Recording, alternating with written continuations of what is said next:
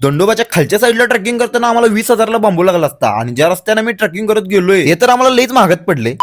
तर विषय कसा चालता माहिती काय, पार्ट 2 मध्ये आपण तुम्हाला सांगितलं होतं की तिथं जायचं म्हणायला लावले, त्या लोकेशनला जायचं बघायला लावले. मग जास्त उशीर न करता आम्ही त्या तलावाच्या ठिकाणी निघालो. पण जसं जसं पुढे चालत गेलो तेव्हा समजलं की भाई चुकीच्या रस्त्याने आलोय आणि या रोडला कोण सुद्धा नव्हतं. पूर्ण जंगल टाईप एरिया होता. प्रॉपर जंगल आहे तिकडं आतमधलं. आता हे पाऊस पडलाय आलोय म्हणून हे भारी वाटते.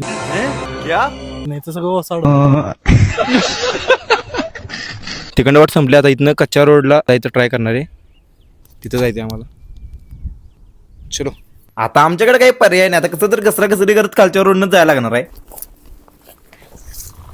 आणि जसं चालत चालत वरच्या साईडला आलो, काय काय कसला नजारा येऊ म्हणायचा. आता या व्हिडिओ मध्ये तुम्हाला साधं वाटत असेल पण बाई खरंच भारी फील व्हालतं.